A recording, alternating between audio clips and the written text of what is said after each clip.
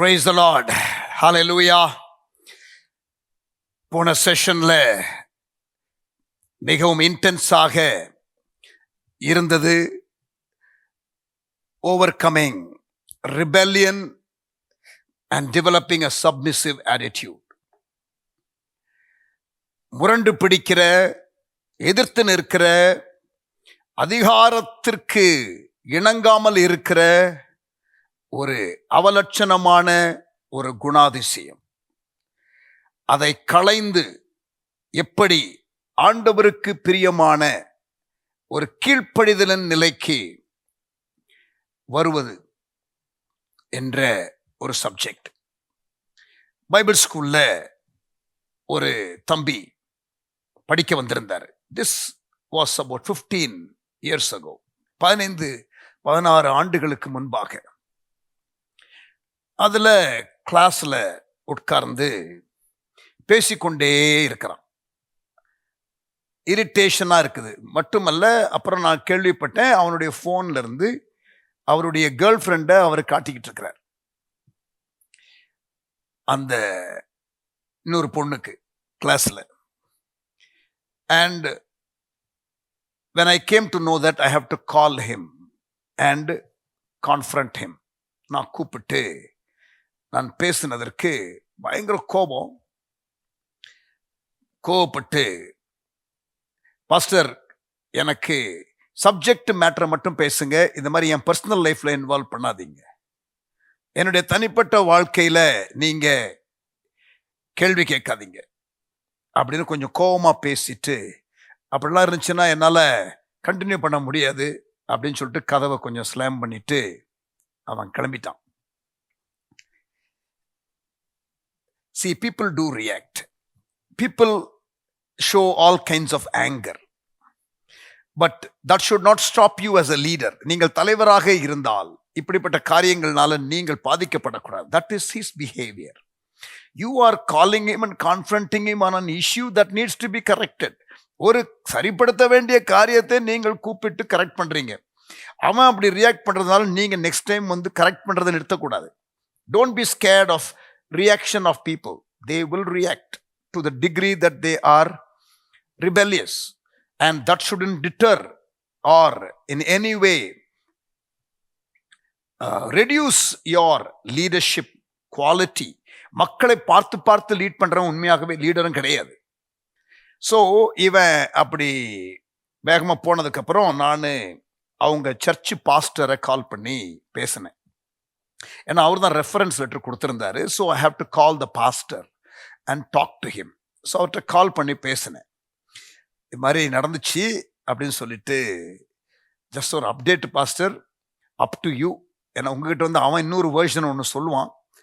I better tell the real thing that happened here என்று சொல்லி நான் என்ன சொல்லிட்டேன், நோ ப்ராப்ளம் பாஸ்டர், நான் பேசி அனுப்புகிறேன், நீங்கள் அனுப்பாட்டியும் பரவாயில்ல, பட் நீங்கள் பேசி அனுப்புனீங்கன்னா we will definitely take him என்று நான் சொல்லிட்டேன். அதுக்கப்புறம் இவன் போய் பார்த்துருக்கிறான், இதே மாதிரி தான் சொல்லியிருக்கிறான். அவர் என்ன என்னோட தனிப்பட்ட வாழ்க்கையிலலாம் இன்வால்வ் பண்ணுறாரு, நுழையிறாரு அப்படின்னு கேட்டிருக்கான். அவர் புத்தி சொல்லி, அவரு கடிந்து கொண்டு அன்புடன் புத்தி சொல்லி, அப்புறம் கடைசியில் அவன் ரொம்ப இன்டென்ஸா ஒரு கேள்வி கேட்டிருக்கான். சரி பாஸ்டர், கீழ்ப்படியணும் கீழ்ப்படியணும் கீழ்ப்படியணும்னு சொல்றீங்களே, எவ்வளவு கீழ்ப்படியணும் பாஸ்டர், எது வரைக்கும் கீழ்ப்படியணும் பாஸ்டர் அப்படின்னு கொஞ்சம் டென்ஷனா கேட்டிருக்கான். அதற்கு பாஸ்டர் சொல்லியிருக்கிறாரு, தம்பி எது வரைக்கும் கீழ்ப்படியணும் தானே கேட்டேன், இயேசு எது வரைக்கும் கீழ்ப்படிந்தாருன்னு நான் உனக்கு காட்டுறேன் அப்படின்னு சொல்லி பிலிப்பியர் 2 அதிகாரம் 8 அவனுக்கு வாசித்து, மரண பரியந்தம், அதாவது சிலுவையின் மரண பரியந்தம் கீழ்ப்படிந்தவராகி என்று இயேசு குறித்து போட்டிருக்கடா, ஸோ சாகிற வரைக்கும் கீழ்ப்படி போடா அப்படின்னு சொல்லி அவரு சொல்லியிருக்கிறார். To cut the long story short, the man came back, asked for apologies. அவரு அந்த தம்பி மன்னிப்பு கேட்டு சேர்ந்து கொண்டான். இன்றைக்கு கிட்டத்தட்ட 17 வருஷம் ஆகுது. He is still on staff and is one of the important team member in our ministry. இன்றைக்கு எங்களுடைய டீம்ல அவன் இன்னும் இருக்கிறான். Yes, he has that aggressive tendency, but ஆனா he is still very much in our staff team. Praise God that this boy was willing to yield. ஒரு correction அந்த pastor செய்யும் பொழுது இனிஷியலா என்கிட்ட ரியாக்ட் பண்ணாலும் திருப்பி என்கிட்ட வந்து அப்பாலஜி சொல்லி வந்து சரிப்படுத்தப்பட விட்டு கொடுத்தான். இன்றைக்கு after 15 to 17 years he was even a missionary for us for several years in North India. Amen. So கஷ்டம்தான். பட் இயேசு எப்படி மரண பரியந்தம் கீழ்ப்படிந்தவராகி என்று நாம் வாசிக்கிறோம். சரி, 4 divisions of delegated authority. ஆண்டவர் எல்லாவற்றுக்கும் அதிகாரி, சர்வ ஆளுகை கொண்டவர், எல்லாவற்றின் மேல அதிகாரம் உடையவர். அவர் நமக்கு குடும்பம் என்ற ஒரு சமுதாயத்தை கொடுத்திருக்கிறார். பிறகு நாம் வேலை செய்கிற அல்லது படிக்கிற அல்லது ஏதாவது ஒரு குழுவில் செயல்படுவதற்காக இருக்கிற அந்த சமுதாயம் என்ற கான்டெக்ட்ல, ரியல் லைஃப் கான்டெக்ட்ல எம்ப்ளாயர்ஸ், டீச்சர்ஸ், பாசஸ், அந்த மாதிரி. ஸோ சமுதாயத்தில், குடும்பத்தில், திருச்சபையில், அரசாங்கத்தில், civil authorities, church authorities, family authorities and social ஃபேப்ரிக்ல நமக்கு குறுக்கிடுகிற authorities in various spheres of life. எதுவா இருந்தாலும் ரோமர் 13ஆம் அதிகாரத்துல கிளியரா இருக்குது, எல்லா அதிகாரங்களும் தேவனால் உண்டாயிருக்கிறது. Every authority is from God. நல்லா கவனிங்க பிரியமானவர்களே. I want you to capture a very important truth here. இயேசு விசுவாசிகளுக்கு சில அதிகாரத்தை கொடுத்திருக்கிறார். கரெக்டா? என் நாமத்தினாலே நீங்கள் என்ன பண்ணுவீர்கள்? பிசாசுகளை துரத்துவீர்கள். You will cast demons. அது விசுவாசிகளுக்கு தேவன் கொடுத்த ஒரு அதிகாரம். ஆண்டவர் நமக்கு உலகம் எங்கிலும் புறப்பட்டு போங்கள், சகல ஜாதியும் சீஷராக்குங்கள், எனக்கு அதிகாரம் கொடுக்கப்பட்டிருக்கிறது, நான் இப்பொழுது உங்களுக்கு அந்த அதிகாரத்தை கொடுத்து அனுப்புகிறேன். கவனிங்க, மத்தேயு 28:18, வானத்திலும் பூமியிலும் சகல அதிகாரமும் எனக்கு கொடுக்கப்பட்டிருக்கிறது. Jesus is saying, the ascending Jesus, பரமேறி போகிற இயேசு. ஆதலால் எனக்கு அத்தாரிட்டி கொடுக்கப்பட்டிருக்கிறது, நான் உங்களுக்கு சொல்லுகிறேன், நீங்க புறப்பட்டு போங்க. I give you the authority to go. இப்ப தேவனுடைய நாமத்தினால் புறப்பட்டு ஊழியத்தை செய்ய போகும் பொழுது அவர் கொடுத்த அதிகாரத்தோடு போகிறோம். பாருங்க, மத்தேயு 10ஆம் அதிகாரம், மேத்யூ சாப்டர் 10. அப்பொழுது அவர் தம்முடைய 12 சீஷர்களையும் தம்மிடத்தில் வரவழைத்து அசுத்த ஆவிகளை துரத்தவும் சகல வியாதிகளையும் சகல நோய்களையும் நீக்கவும் அவர்களுக்கு அதிகாரம் கொடுத்தார். He gave them authority. People of God, listen. விசுவாசிகளுக்கான அதிகாரம் உண்டு, ஊழியர்களுக்கான அதிகாரம் உண்டு, திருச்சபைக்கான அதிகாரம் உண்டு. There is authority that God is giving you and me. And if we don't submit to authority, if we don't submit to God given authority, you will not have that authority. அந்த அதிகாரம் செல்லுபடி ஆகாது. நீங்கள் எதை செய்யவில்லையோ உங்க லைஃப்ல அது உங்க வாழ்க்கையில பலிக்காது. நான் சொல்றது புரியுதா? If you want to rise up in authority, if you want to rise up in authority, you better stay under authority.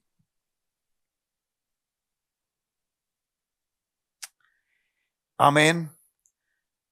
அந்த ரோம படைத்தலைவன் என்ன சொல்றான்? எனக்கு அதிகாரம் கொடுக்கப்பட்டிருக்கிறது. I have authority. I know what it is to be under authority and I know what it is to have authority என்று அந்த Roman centurion சொல்றான், I know what it is to be under authority and I know what it is to have authority. Therefore Jesus, you just say my son will be healed. ஆமென். அந்த சம்பவம் உங்களுக்கு ஞாபகம் இருக்குல்ல?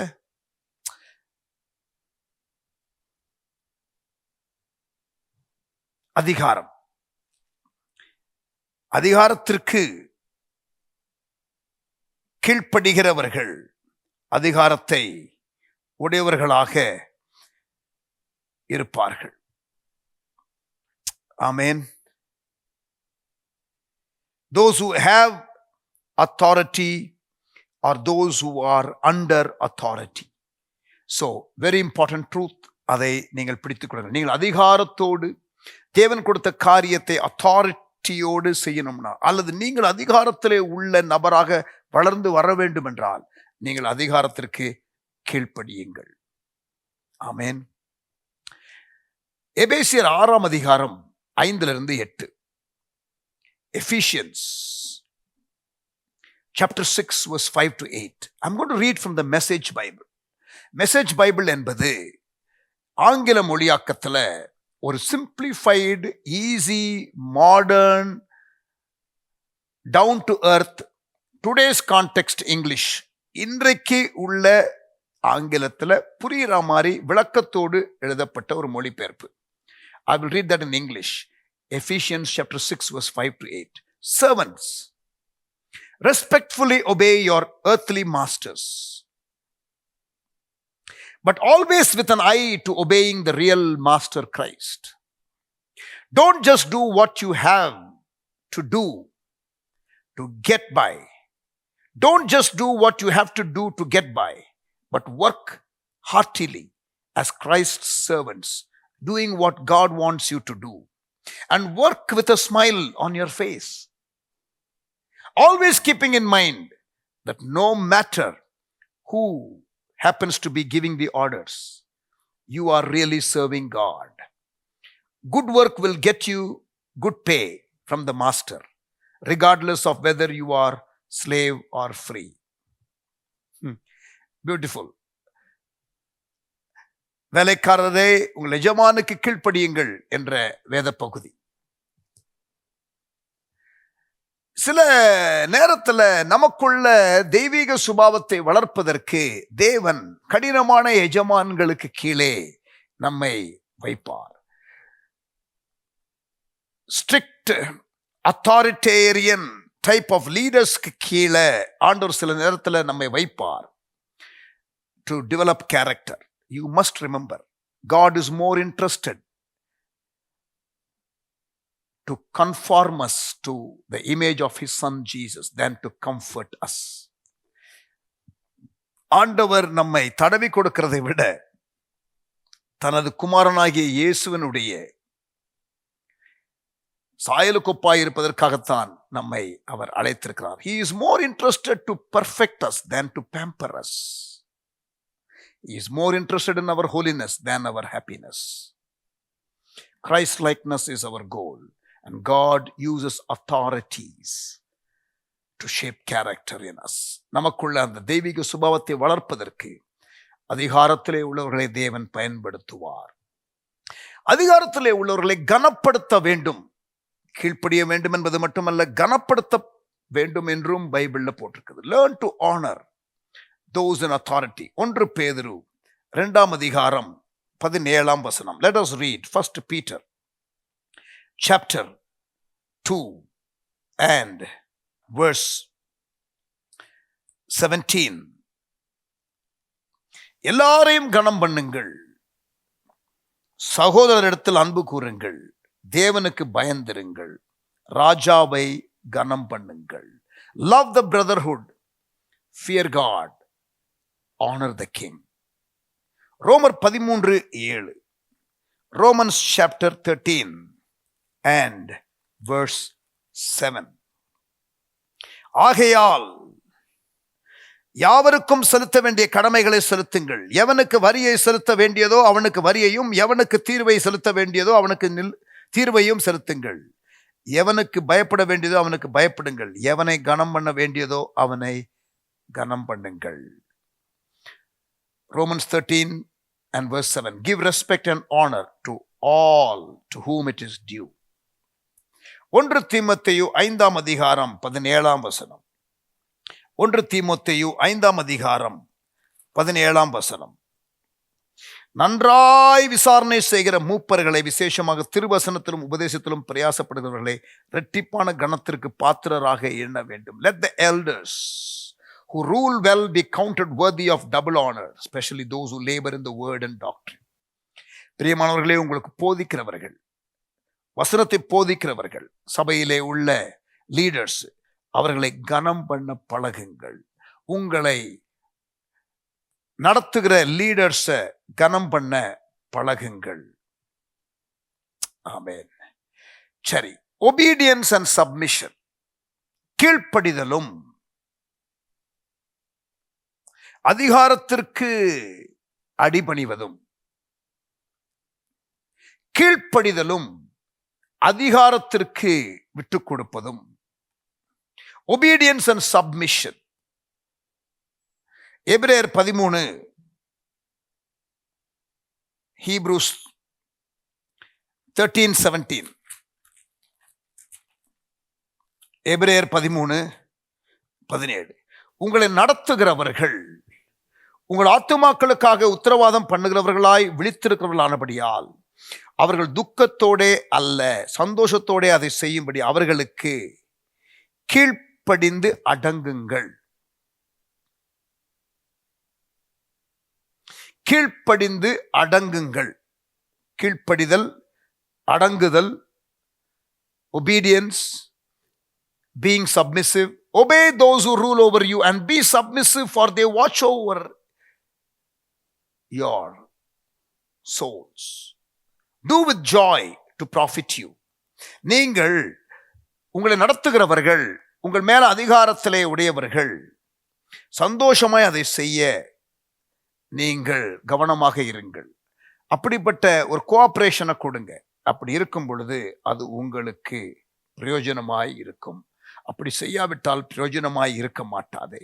The danger. Sometimes we obey and we are not submissive.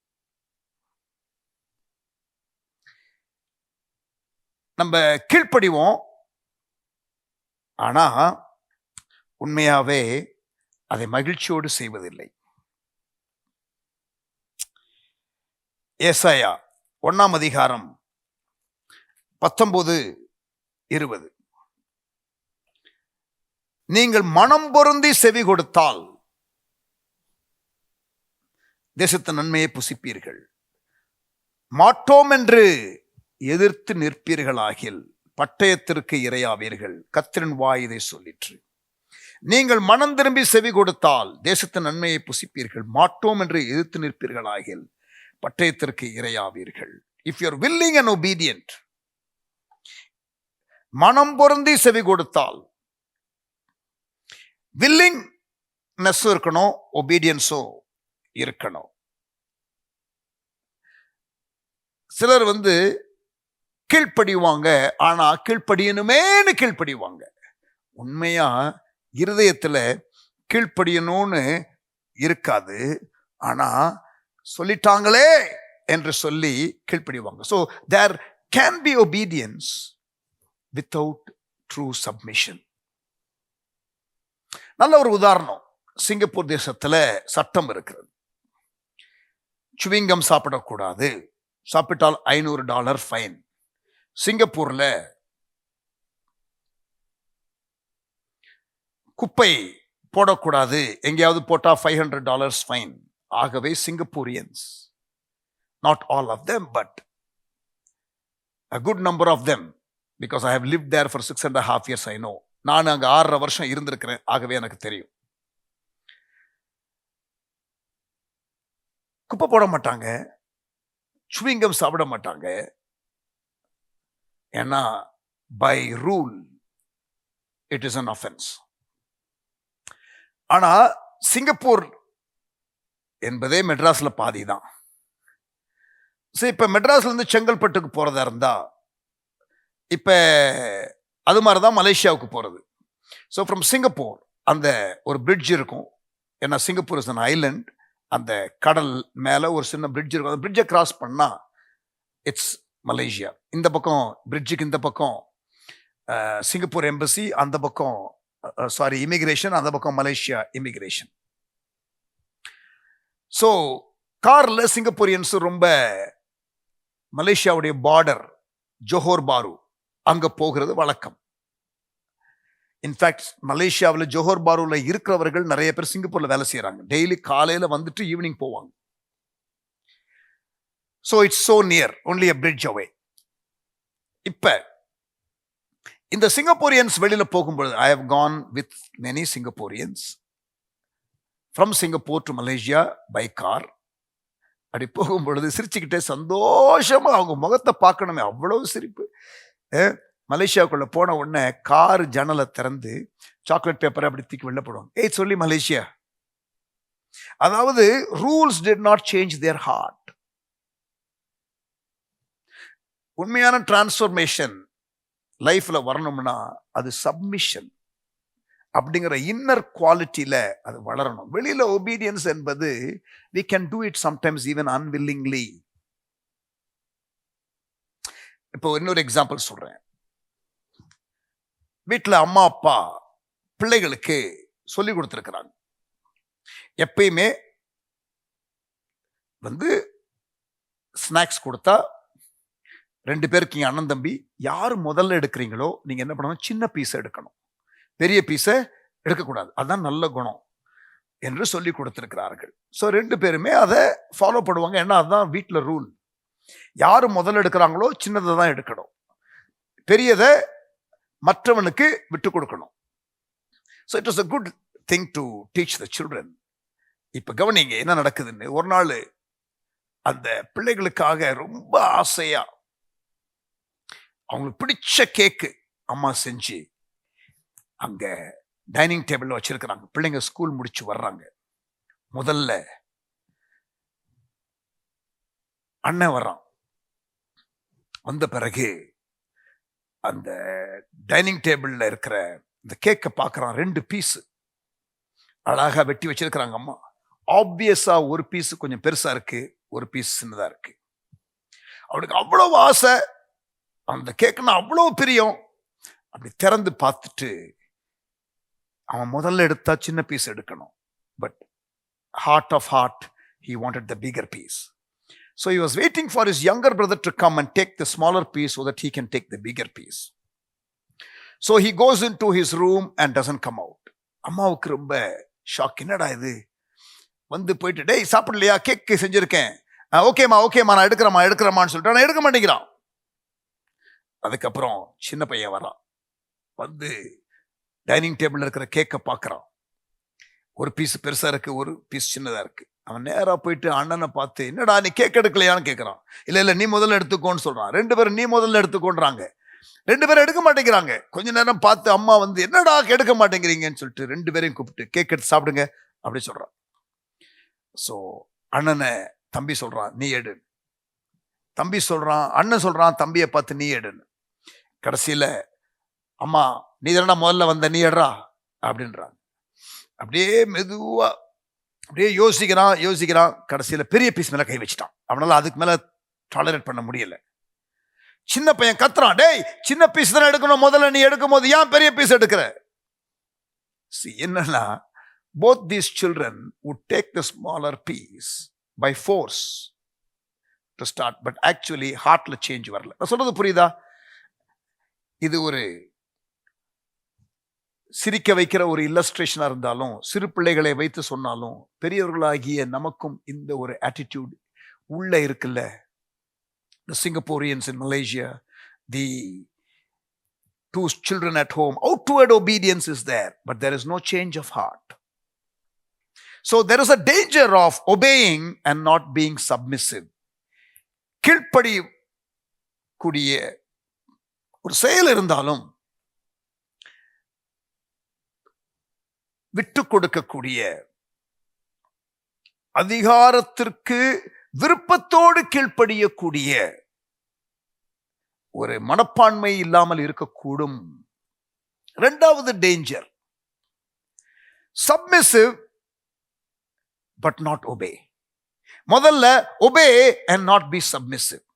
கீழ்ப்படிவோம் ஆனா விருப்பத்தோடு இல்லை. இரண்டாவது,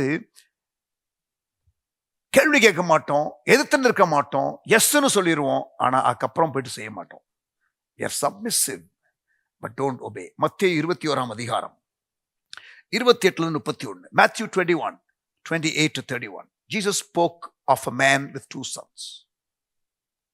முதலாவது மனுஷன் தோட்டத்துக்கு போய் வேலை செய்யன்னு சொன்னப்ப அவன் முடியாதுன்னு கேட்டான், அதுக்கப்புறம் போய் செஞ்சான். ரெண்டாவது, செய்யறேன்னு சொல்லிட்டு அவன் போகல. One was submissive and not obedient. The other was obedient, not submissive. We need both. நான் சொல்றது புரியுதா?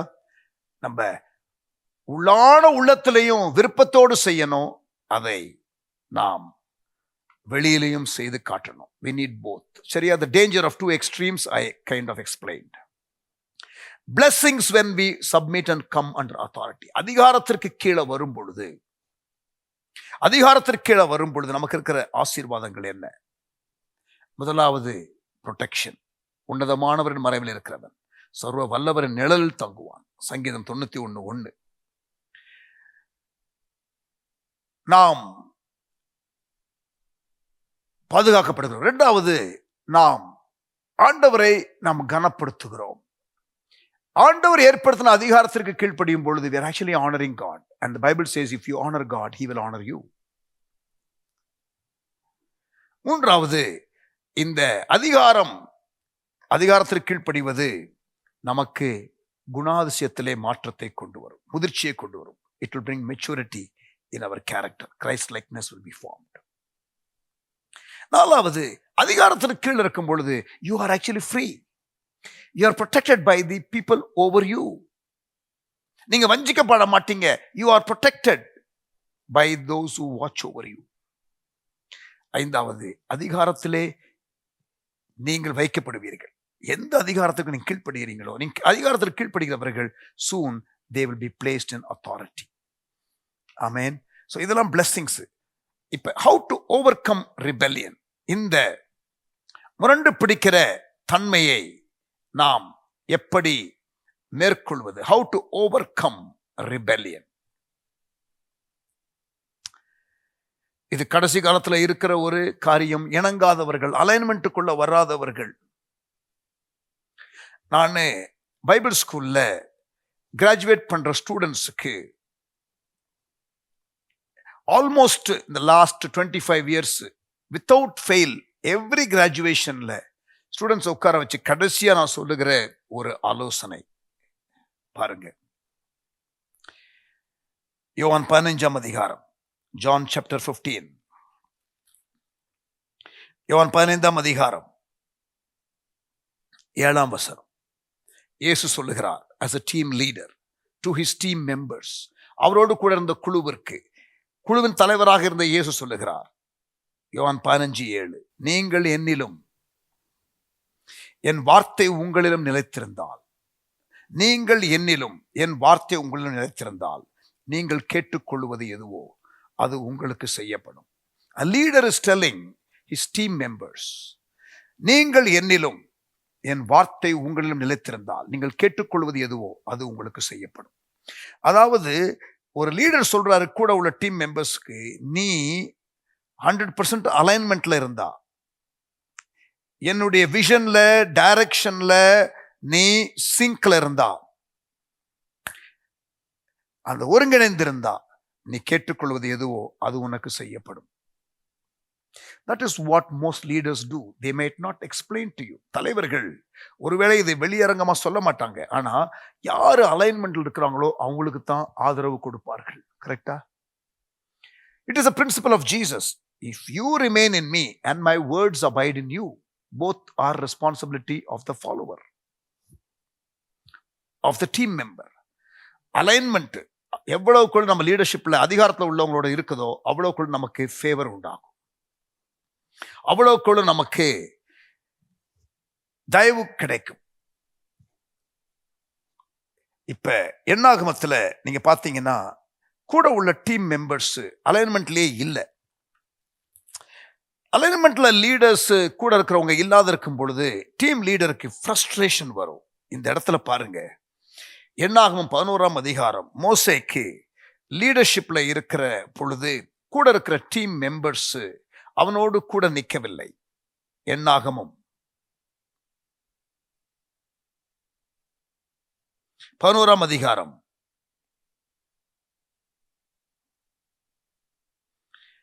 வசனம் 11. அப்பொழுது மோசே கர்த்தரை நோக்கி, நீர் இந்த ஜனங்கள் எல்லாருடைய பாரத்தையும் என் மேல் சுமத்தினதினால் உமது அடியானுக்கு உபத்திரவம் வரப்பண்ணினது என்ன? உம்முடைய கண்கள் எனக்கு கிருபை கிடையாதே போனது என்ன? அதாவது கூட லீடர்ஸ் எல்லாம் இருந்தாங்க, ஆனா லீடர்ஸ் யாருமே பாரத்தை சுமக்கல. மோசே மட்டும் பாரத்தை சுமக்கிற மாதிரி ஆயிடுச்சு.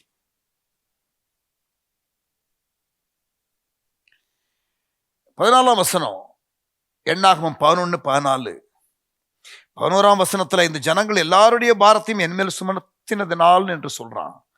14ஆம் வசனம், இந்த ஜனங்கள் எல்லாரையும் நான் ஒருவனாய் தாங்கக்கூடாது, எனக்கு இது மிஞ்சின பாரமா இருக்கிறது, நானே எல்லா பாரத்தையும் இந்த மினிஸ்ட்ரியில சுமக்கிறேன், என்னோடு கூட சேர்ந்து சுமக்கிறதற்கு யாருமே இல்லையே, எனக்கு இது டூ மச்சா இருக்குது. இங்க பாருங்க, லீடர்ஸ்னு இருந்தாங்க இஸ்ரவேல்ல, ஆனா அவர்கள் பாரத்தை சுமக்கவில்லை. மோசே தனியாக சுமக்க வேண்டிய சூழ்நிலை, அவனுடைய பாரத்தை மற்றவர்கள் சுமக்கவில்லை. அந்த சிங்க்ல வரல, அந்த அலைன்மெண்ட்டுக்குள்ள வரல. ஆண்டவர் இடத்துல போய் சொல்றான், ஆண்டவரே 15ஆம் வசனம், உம்முடைய கண்களில் எனக்கு கிருபை கிடைத்ததானால் இப்படி எனக்கு செய்யாமல் என் உபத்திரவத்தை நான் காணாதபடிக்கு இப்பொழுதே என்னை கொன்று போடும் என்று வேண்டிக் கொண்டான். Finish me. Enough of this ministry. Kill me. I will die. I can't handle this anymore. The stress is too much. எனக்கு இந்த பாரம் ரொம்ப அதிகமா இருக்கு. கூட இருக்கிறவங்க யாருமே பாரத்தை சுமக்க மாட்டேங்கிறாங்க. Moses is complaining to God. Moses is trying to satisfy the need of people and it was stressful. Due to stress, Moses wants to quit. ஆண்டவருடைய ரியாக்ஷனை பாருங்க. அப்பொழுது கர்த்தர், வசனம் 16, Numbers chapter 11 verse 16, மோசேயை நோக்கி கர்த்தர், இஸ்ரவேல் ஜனங்களுக்கு மூப்பரும் தலைவருமானவர்கள் இன்னார் என்று நீ அறிந்திருக்கிறாயே, அந்த மூப்பரில் 70 பேரை கூட்டி அவர்களை ஆசரிப்பு கூடாரத்தினிடத்திலே அங்கே உன்னோடே கூட வந்து நிற்கும்படி செய். Call all the elders. லீடர்ஸ்னு சொல்றியேடா, அவங்களெல்லாம் கூப்பிடுறா, சமன் பண்றா, நான் வர்றேன். அப்பொழுது நான், வசனம் 17, நான் இறங்கி வந்து, God is saying, நான் இறங்கி வந்து அங்கே உன்னோடே பேசி, நீ ஒருவன் மாத்திரம் ஜனங்களின் பாரத்தை சுமக்காமல் உன்னோடே கூட அவர்களும் அதை சுமப்பதற்காக உன்மேல் இருக்கிற ஆவியை அவர்கள் மேல் வைப்பேன். I will bring alignment in your team. Bring them and I will do this for you. Amen. I think it's a very, very powerful passage where God is very concerned about the leadership teams. He wants the leadership team to fall in line with the leader that he chose. Amen. How to overcome rebellion and be submissive. முரண்டு பிடிக்கிற தன்மையிலிருந்து வெளியே வந்து அதிகாரத்திற்கு எதிர்த்து நிற்கிற அந்த கொடூரமான பிஹேவியர்ல இருந்து மாறி அடங்கி அதிகாரத்திற்கு மனப்பூர்வமாய் கீழ்ப்படிந்து இருக்கிற மனப்பான்மையை வளர்த்து கொள்வது எப்படி? நம்பர் 1, முதலாவது, trust in the lordship of Jesus and know that he is in control. இந்த ஒரு அதிகாரத்திற்கு நீ கீழ்ப்படிந்தாலும் அதற்கு மேல ஒருவர் சர்வ அதிகாரம் உடையவர் இருக்கிறார், அவர் பார்த்து கொண்டிருக்கிறார் என்பதை நீங்கள் மனதிலே கொள்ளுங்கள். அவர் எது நியாயம் எது நியாயம் இல்லை என்பதை அறிவார். உங்களுடைய இருதயத்தையும் பார்க்கிறார், உங்கள் மேல இருக்கிற அதிகாரிகள் நடத்துகிற நடத்தையும் பார்க்கிறார். கர்த்தர் நியாயமாய் எல்லாவற்றையும் செய்வார். know that there is one Lord above everything and who is in control of everything. Trust in him. ஆண்டவரே, என்னால் முடிஞ்ச வரைக்கும் நான் கீழ்ப்படுகிறேன் ஆண்டவரே, முடியலப்பா சில காரியங்கள் ஆண்டவரே எனக்கு அவர்கள் சொல்லுகிற காரியம் என்னால் ஏற்றுக்கொள்ள முடியலப்பா. You talk to God. Before you rebel against your leader, you talk to God about it. Process your frustration with God. Process your inability to align with God. May God help you give perspective. ஆண்டவர் உங்களுக்கு தெளிவை கொடுக்கட்டும். ரோமர் 8ஆம் அதிகாரம் 28ஆம் வசனம். அன்றியும் அவருடைய தீர்மானத்தின்படி அழைக்கப்பட்டவர்களாய் அவரிடத்தில் அன்பு கூறுகிறவர்களுக்கு, you love God and stay in his purpose, all things will work together for good. உங்களை ஒடுக்குகிறவர்கள், தரிசனம் உங்களுக்கு உண்டு, ஆனால் உங்களுக்கு கீழ்ப்படியாமல் இருக்கிறார்கள், உங்களுடைய வார்த்தைக்கு இணங்காமல் இருக்கிறார்கள். யாரு? யோசேப்பினுடைய குடும்பத்தார். ஆனால் கர்த்தர் அவர்கள் எல்லாரையும் கொண்டு வந்தார் அல்லவா? தாவீது சவுலுக்கு விரோதமாக எதையும் செய்யவில்லை. கர்த்தரால் அபிஷேகிக்கப்பட்டவனுக்கு விரோதமாக நான் என் கையை எடுக்க மாட்டேன். See, God sovereignly ruled over that situation and raised him as a leader. Don't rebel against your leader. Saul was not in the best spiritual condition, but David would not oppose him. நான் சொல்றது புரியுதா? Saul would come to kill David, but even then David would not counter and try to attack him. And that attitude was one of the keys for the blessing of David. Trust in the lordship. ஆண்டவருடைய ஆளுகை. அவர் எல்லாவற்றுக்கும் மேல் அதிகாரமுடையவராக இருக்கிறார் என்பதை மறந்துவிட வேண்டாம். அந்த ஒரு ட்ரஸ்ட் இன் காட் டைனாமிக்ஸ், அந்த ஃபேக்டர் உங்க லைஃப்ல ரொம்ப ஸ்ட்ராங்கா இருக்கட்டும் அந்த நேரத்துல. ரெண்டாவது, acknowledge other authorities in your life as God placed. தேவன் தான் இந்த அதிகாரத்தை வைத்தார், ரோமர் 13 என்பதையும் மறந்துவிட வேண்டாம். ரோமர் 8:28 எல்லாவற்றையும் நன்மைக்கு எதுவாக மாற்றுவார், அவர் ஆளுகை செய்கிறார், அவர் சிங்காசனத்தில் இருக்கிறார். இரண்டாவது, ரோமர் 13 எல்லா அதிகாரமும் தேவனால் ஏற்படுத்தப்பட்டிருக்கிறது என்ற ஒரு காரியம். ஆண்டவரே, இந்த சூழ்நிலையில் எனக்கு என்ன சொல்லிக் கொடுக்க விரும்புகிறேன்? What would you teach me, Lord? Let me grow. Obviously, you have placed these authorities over my life. It is quite frustrating for me. அது எனக்கு கொஞ்சம் விரக்தியை ஏற்படுத்துகிறது. ஆனாலும் ஆண்டவரே, எனக்கு என்ன கற்றுக் கொடுக்கிறீர்? மூன்றாவது, repent from the old ways which was rebellious. Subgroup form பண்ணுவது, அதிகாரிகளுக்கு விரோதமாக பேசுவது, முரண்டு பிடிப்பது, கீழ்ப்படியாமை பிஹேவியரை வெளிப்படுத்துவது, கிரிட்டிசிசம் பண்ணுவது, சர்காஸ்டிக் பிஹேவியரை வெளிப்படுத்துவது ஆகிய அடையாளங்களை நாம் ஆரம்பத்தில் பார்த்தோமே, அதை விட்டு வெளியிலே வாருங்கள். Learn to submit to every authority which God has placed in your life. உங்க லைஃப்ல தேவன் கொடுத்திருக்கிற ஒவ்வொரு அதிகாரத்தை லிஸ்ட் பண்ணுங்க. ஃபேமிலி, சொசைட்டி, சர்ச், கவர்மெண்ட், எல்லாவற்றிலும் தேவன் வைத்த அதிகாரத்தை லிஸ்ட் பண்ணுங்க. கான்சியஸா தனியா தேவ சமூகத்துல ஜெபம் பண்ணுங்க. ஆண்டவரே, இந்த அதிகாரத்துக்கெல்லாம் இந்த அதிகாரத்துக்கு எனக்கு கீழ்ப்படிறது ஈஸியா இருக்கு, ஆனா இதுல கீழ்ப்படிறது கஷ்டமா இருக்கு. Process that, pray through that, change your behaviour.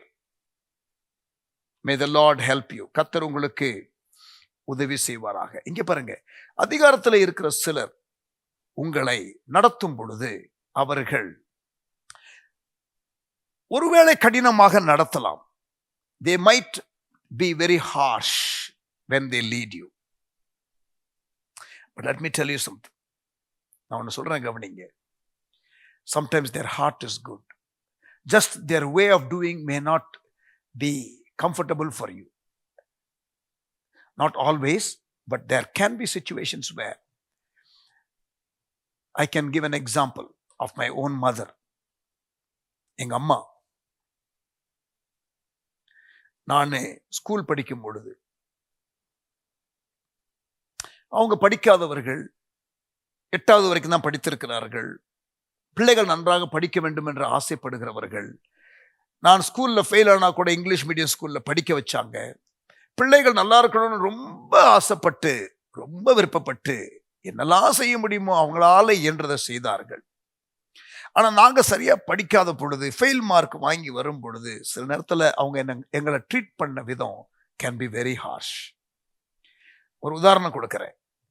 என்ன ஒரு முறை வீட்டுக்கு வெளியில அந்த இரும்பு புத்து, அந்த எறும்பு புத்து ஒன்று இருந்தது. என்ன பேண்ட்டை கழட்டிட்டு, I was in school days, 6வது 5வது படிக்கும்போது அந்த எறும்பு புத்துல உட்கார வச்சுட்டாங்க. எறும்பு கடிக்குது பின்னால. மேல ஒரு குச்சி வச்சுக்கிட்டு நிக்கிறாங்க. மேல எலும்புனா குச்சி, கீழே எறும்பு. Can you imagine this? எங்க அம்மா இதை எனக்கு செஞ்சாங்க. என்ன எப்படியாவது பிள்ளை படிச்சிடாதா? The way probably she did it was bit out of the normal, but ஆதங்கம் என்ன தெரியுமா? பிள்ளை நல்லா படிச்சிடாதா? அப்புறம் நாங்க படிச்சதுக்கு அப்புறம் தேங்காய் எண்ணெய் பூசி அந்த எறும்பு கடிக்கலாம் இல்ல தடவி கொடுத்து எத்தனையோ முறை நான் பார்த்திருக்கிறேன். இது நான் 12 வயசு 13 வயசு இருக்கும் பொழுது நடந்த சம்பவம். ஆனா 1994 when I was 29 years old, almost 15 years later, எங்க அம்மாவுடைய 50வது வயசு, நான் சிங்கப்பூர்ல இருக்கிறேன். எனக்கு ஒரு 10 பக்கம் கடிதம், என் தம்பிக்கு ஒரு 10 பக்கம் கடிதம், இன்னொரு தம்பிக்கு ஒரு 10 பக்கம் கடிதம். நீங்க தான் நல்லா இருக்கணும்னு ஆசைப்பட்டு தான்ப்பா நான் உங்களெல்லாம் அப்படி நடத்தினேன். எனக்கு அந்த டைம்ல எனக்கு எப்படி நடத்தணும்னு தெரியல. உங்களெல்லாம் ரொம்ப நான் வேதனைப்படுத்திட்டேன். என்னை மன்னிச்சிருங்கப்பான்னு ஒரு கடிதம் எழுதினாங்க. She doesn't have to do that, but she did that. See, sometimes அதிகாரத்தில் உள்ளவர்கள் நம்ம மேல உள்ள அன்பினால, நம்ம மேல உள்ள ஒரு தரிசனத்தினால கடினமா நடத்தலாம். I wonder, children, even as you are listening to this, your parents can be very hard, can be very strict, but please do know their heart. They may not be your perfect mother or father, or you might be comparing, but heart of heart, why they do what they do, the pain they go through to raise you. And it is so easy for you to rebel against your mom and dad, or people who are in authority. அதிகாரத்தில் இருக்கிறவர்கள் உங்களை நடத்துகிற விதத்தை தான் நீங்க பார்க்குறீங்க, but அவங்களுடைய heart உங்களுக்கு தெரியாது. There are leaders who want to develop you, and they are very possessive of you, and the way they treat you can sometimes be very painful. ரொம்ப கடினமா இருக்கலாம். I thank God for my mom. And so sweet of her to ask for forgiveness.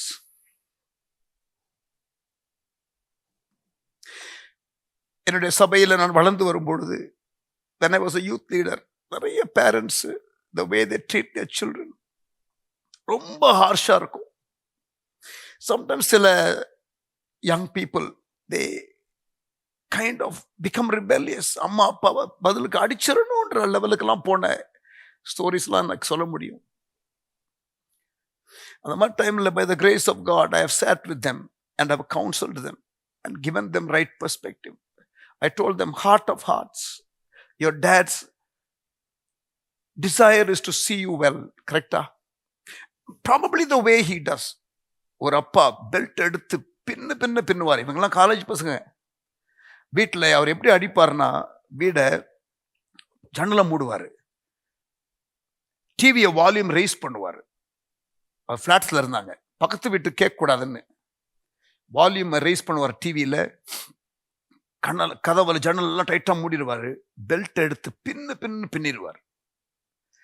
அந்த பையன் அடி வாங்கிட்டு college படிக்கிறான். School டைமில் அடிக்கிறது வேற, பட் ஆனால் இப்போ காலேஜ் படிக்கிற டைமில் அவன் சொல்கிறான், அப்பாவை திருப்பி அடிக்கணும்னு முடிவு பண்ணிட்டேன் நெக்ஸ்ட் டைம் அப்படின்னு சொல்லி என்கிட்ட சொல்கிறான். I have to sit with him and talk to him. I said, தம்பி, அப்பா எதுக்காக ஒன்று அடிக்கிறாரு? நல்லா இருக்கணும்னு சொல்றது, ஆனால் கண்டிப்பாக அடிக்கிறது தப்பு தான்ப்பா. Wrong actions but good intentions. Amen. I can tell many stories. So அதிகாரத்தில் உள்ளவங்களை நீங்க அவங்களுடைய பிஹேவியரை மட்டும் பார்க்காதீங்க. If only God can help you see their heart, you will give a better response. Amen. Usually we don't like the word submission. Usually we don't like the word authority, because there's a lot of abuse of authorities. இல்லையா? நிறைய அதிகார துஷ்பிரயோகம் இருக்கிறபடினால நமக்கு ஜெனரலாவே அதிகாரம் என்ற வார்த்தையே ஒரு நெகட்டிவ் வேர்டு மாதிரி எடுத்துட்டோம். இல்ல,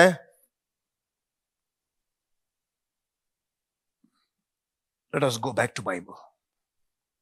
Amen. இந்த rebellious tendencies உங்களுக்கு இருந்துச்சுன்னா, may the Lord help you overcome that. Amen. அதிகாரத்தில் உள்ளவர்கள் உங்களை கரெக்ட் பண்ண வரும் பொழுது ரெண்டு விதமான ரெஸ்பான்ஸ் நீங்க கொடுக்கலாம். ஒன்று நெகட்டிவ் ரெஸ்பான்ஸ், இன்னொன்று பாசிட்டிவ் ரெஸ்பான்ஸ். டேவிட் பாவம் செய்யும் பொழுது தீர்க்கதரிசி நாத்தான் கான்ஃபரண்ட் பண்ணும் பொழுது he gave a right response. Of course இனிஷியலாக கொஞ்சம் டாச் பண்ற காரியம் இருந்துச்சு, I understand, but he yielded. 2 Samuel 12ஆம் அதிகாரம், பிறகு சங்கீதம் 51 அவனுடைய அந்த மனம் திரும்புதல் ஜெபத்தை நீங்கள் பார்க்கலாம்.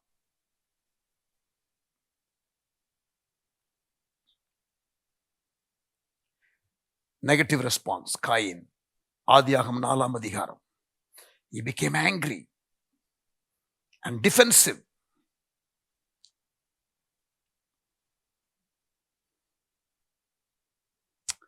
ஆமென். அதுபோல நாம் இருக்கக்கூடாது. கோபம், எரிச்சல்,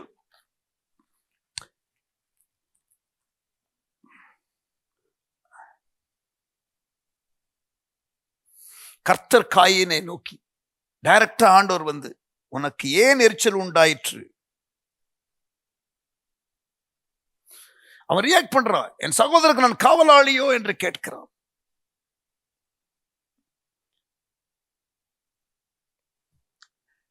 We don't want that kind of negative reaction.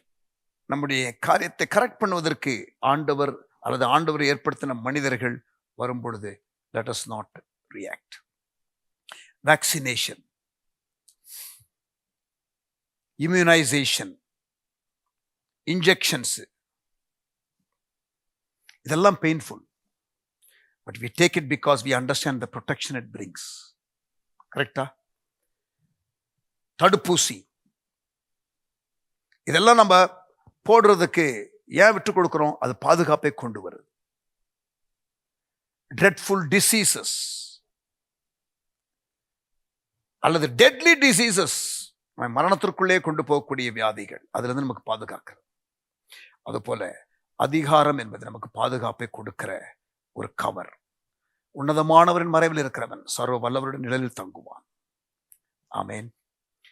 கர்த்தர் நம்மோடு கூட பேசினார் என்று விசுவாசிக்கிறேன். May the Lord help you break free from that rebellious tendency and become submissive. May the Lord do a deep work in your heart.